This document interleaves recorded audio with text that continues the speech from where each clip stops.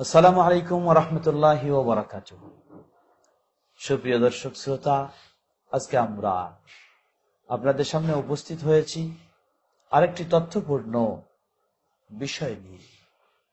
বিষয়টি হচ্ছে শিয়া কারা, তাদের পরিচয় কি, তাদের বৈশিষ্ট্য কি, তাদের উৎপত্তি কবে থেকে এবং সুন্নিদের সাথে শিয়াদের সম্পর্ক কতটুকু বা বৈপরীত্য কি। একটি গুরুত্বপূর্ণ বিষয়। আজকে এই বর্তমান 2014 এই বর্তমান প্রেক্ষাপট যদি একটু আমরা চিন্তা করি, তাহলে একজন সুন্নি মুসলিমের কাছে স্পষ্ট হয়ে যায়। আমরা যদি সেই ইরাকের খবর নেই, সেই সিরিয়ার খবর নেই, সেই লেবাননের খবর নেই, এবং সেই পাকিস্তান, আফগানিস্তান, সর্বত্রই আপনি পাবেন আজকে সুন্নি মুসলিমেরা নির্যাতিত, তারা মাজলুম হিসাবে জীবনযাপন করছে। তাদের উপর যত ধরনের জুলুম নির্যাতনের স্টিম রুলার চালাচ্ছে এই সেই শিয়া সম্প্রদায়, এই শিয়া জাতি। সুতরাং শিয়া কারা, এদের পরিচয় একজন সুন্নি মুসলিমের কাছে অস্পষ্ট হওয়ার কথা নয়। আজকে প্রকাশ্যে জবাই করা হচ্ছে, বোমা মেরে উড়িয়ে দেওয়া হচ্ছে সুন্নিদেরকে। কারা এরা? এরা তো সেই আমেরিকান বাহিনী শুধু নয়, এরা হলো তথাকথিত মুসলিম নামধারী এই শিয়া। এরা সেই ইসরায়েলের ইহুদি নয়, এরা তথাকথিত নামধারী মুসলিম এই শিয়া। অতএব শিয়াদের পরিচয় আপনার জানতে আর বেশি বাকি নেই। শিয়া এটি একটি আরবি শব্দ, যে শব্দটির শাব্দিক অর্থ হচ্ছে সহযোগী, সহকারী, অনুসারী, সাহায্যকারী। তো সাধারণত শিয়া তারা দাবি করে থাকে তাদের এই নাম দিয়ে তারা আলী রাদিয়াল্লাহু আনহু ও তার পরিবারবর্গের সহযোগী, তাদের সহকারী, তাদের অনুসারী, তাদের সাহায্যকারী। এই দৃষ্টিকোণ থেকে তারা এই নামটি ধারণ করেছে। প্রকৃতপক্ষে আরো তারা দাবি করে থাকে আহলুল বাইত। আহলুল বাইতের তারা সহযোগী, সহকারী, সাহায্যকারী, অনুসারী। আহলুল বাইতের ব্যাখ্যায় আমরা পরে আসবো ইনশাআল্লাহ। আসলে শিয়া এই নামটি তারা সুন্দর অর্থ দেখেই ধারণ করেছে, কিন্তু বাস্তবে তার অবস্থান, তাদের অবস্থানটি যেন ভিন্ন, একেবারেই সম্পূর্ণ। আজকে মুসলিম সুন্নাত, মুসলিম সমাজের, সুন্নি সমাজের বড় শত্রু হচ্ছে, ইহুদ খ্রিস্টানদের চেয়েও বড় শত্রু হচ্ছে এই শিয়া সমাজ, যার বাস্তব প্রমাণ আপনি আজকে ইরাকে পাচ্ছেন, সিরিয়াতে পাচ্ছেন, লেবাননে পাচ্ছেন, ফিলিস্তিনেও পাচ্ছেন, পাকিস্তানেও পাচ্ছেন, আরো আফগানিস্তানে ইত্যাদি বহু দেশে, এবং ইরানে তো রয়েছেই। অতএব শিয়া এর শাব্দিক অর্থ হল সাহায্যকারী, অনুসারী। শিয়া প্রাথমিকভাবে তারা এই নামটি ধারণ করে, কিন্তু পরবর্তীতে তারা বিভিন্ন নামে পরিচিত হয়। তারা রাফেজি নামে পরিচিত হয়, তারা ইসনা আশারিয়া, ইমামিয়া, দ্বাদশপন্থী এ নামেও পরিচিত হয়। বিশেষ করে বর্তমান বিশ্বে শিয়া সমাজ তারা ইসনা আশারিয়া, দ্বাদশপন্থী, দ্বাদশ মতবাদের অনুসারী হিসেবে দ্বাদশপন্থী বলেই তারা পরিচিত।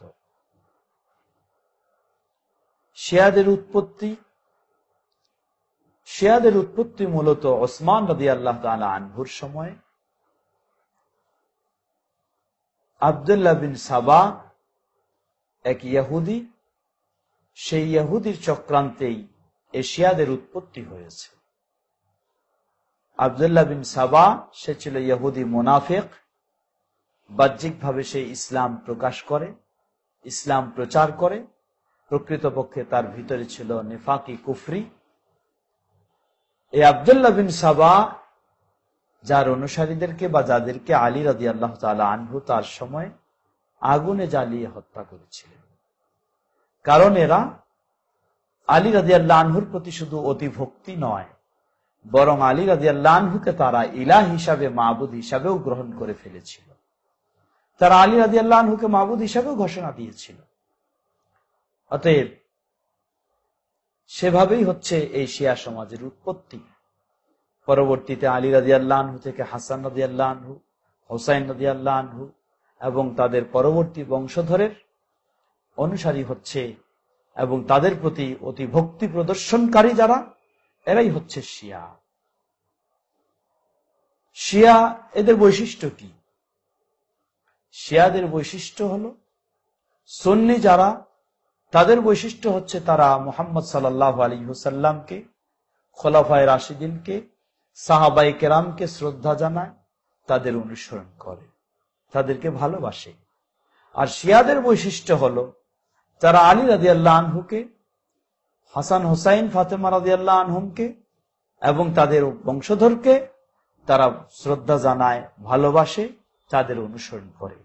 প্রকৃতপক্ষে তাদের অনুসরণ তারা করে না, বরং তাদের নামে বিভিন্ন কিছু তৈরি করে নিয়ে সেই আলোকেই তারা অনুসরণের দাবি করে থাকে।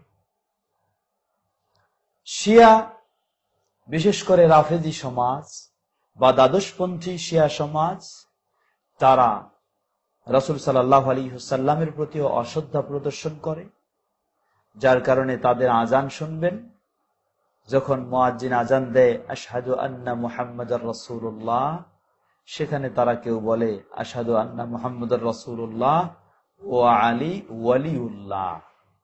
আবার কেউ বলে, চরমপন্থী যারা, আশহাদু আন্না আলী রাসূলুল্লাহ। এভাবেও তারা দাবি করে। শিয়াদের চরমপন্থী শিয়া, এই দ্বাদশপন্থী শিয়া সমাজ, রাফেজি শিয়ারা, তারা খোলাফায়ে রাশিদিনের মাঝে আবু বকর রাদিয়াল্লাহু আনহু, ওমর রাদিয়াল্লাহু আনহু, ওসমান রাদিয়াল্লাহু আনহুকে চরমপন্থীরা খলিফা হিসাবে স্বীকার করার তো দূরের কথা, বরং তাদেরকে সাহাবী হিসাবেও স্বীকার করে না, তাদেরকে মুসলিম হিসাবেও স্বীকার করে না, তাদেরকে জালেম মুরতাদ বলে তারা বিশ্বাস করে থাকে। নাউযুবিল্লাহ। এ হচ্ছে এই ভ্রান্ত শিয়া সমাজের বিশ্বাস। সবচেয়ে আরো আশ্চর্যের বিষয় হলো, আজকে সুন্নি সমাজ, মুসলিম সমাজ ইসলামের মূল নীতি নির্ধারকের বিষয় হিসাবে 1 নম্বর হচ্ছে কোরআনুল কারীমকে যেভাবে গ্রহণ করেছে, আজকে সেই শিয়া সমাজ তারা এই কোরআনকে সেভাবে গ্রহণ করেনি। তারা বলে যে এই কোরআন হলো, এই কোরআন অসম্পূর্ণ কোরআন, এটি সম্পূর্ণ নয়, কারণ এটা হলো ওসমান রাদিয়াল্লাহু আনহু সংকলন করেছেন, তার আগে আবু বকর রাদিয়াল্লাহু আনহু সংকলন করেছেন। তাই আবু বকর রাদিয়াল্লাহু আনহু, ওসমান রাদিয়াল্লাহু আনহুর প্রতি বিভিন্ন রকমের অপবাদ দিয়ে তারা এই কোরআনকেও অসম্পূর্ণ কোরআন বলে দাবি করে। তারা বলে যে পরিপূর্ণ কোরআন হচ্ছে মুসহাফ ফাতেমা, যেখানে সূরা রয়েছে বেলায়া, সেখানে সূরা রয়েছে ফাতেমা, সূরা রয়েছে হাসান হুসাইন, যার এই অংশগুলি তাদের দ্বাদশতম ইমাম, 12তম ইমাম, যার এখনো আবির্ভাব ঘটেনি, সে অদৃশ্যে রয়েছে, তার আবির্ভাব যখন ঘটবে সেই কোরআনের বাকি অংশগুলি নিয়ে আসবে। সম্মানিত সুধীবৃন্দ, সর্বোপরি সুন্নি এবং শিয়ার মাঝে বিশাল পার্থক্য, যে পার্থক্য বলা যেতে পারে মুসলিম ও অমুসলিমের মাঝে পার্থক্য। বিশেষ করে চরমপন্থী শিয়া যারা, তাদেরকে কোরআনের ক্ষেত্রে যাদের এই আকীদা যে পরিপূর্ণ কোরআন নয়, খোলাফায়ে রাশিদিনকে যারা মুসলিম বলে না, তারা তো কখনো মুসলিম হতে পারে না। সর্বোপরি শিয়াদের মাঝে কেউ হয়তো এই চরমপন্থী নয়, নরমাল শিয়া রয়েছে। যেই ধরনের শিয়া হোক না কেন, সকল শিয়াদের সুন্নিদের সাথে সম্পর্ক হলো, সুন্নিদেরকে কিছু ক্ষতি করতে পারলে, তাদের কিছু কষ্ট দিতে পারলে, এটা হচ্ছে শিয়াদের কাছে ফজিলতের বিষয়, এটা হলো তাদের কাছে সওয়াবের কাজ। অতএব আপনি শিয়াকে বন্ধু হিসাবে মেনে নিতে চাচ্ছেন, আপনাকে একটু চিন্তা করা দরকার, শিয়া কোন দিন মানে চলে, তারা কি কোরআন এবং সহিহ সুন্নাহর দিন মেনে চলে না কোনটি, একটু চিন্তা করা দরকার। আল্লাহ সুবহানাহু ওয়া তাআলা এই শিয়াদের সঠিক পরিচয় জেনে তাদের বিষয়ে আমাদের সঠিক অবস্থান গ্রহণ করে আমাদেরকে সঠিক পথের উপর প্রতিষ্ঠিত থাকার তৌফিক দান করুন।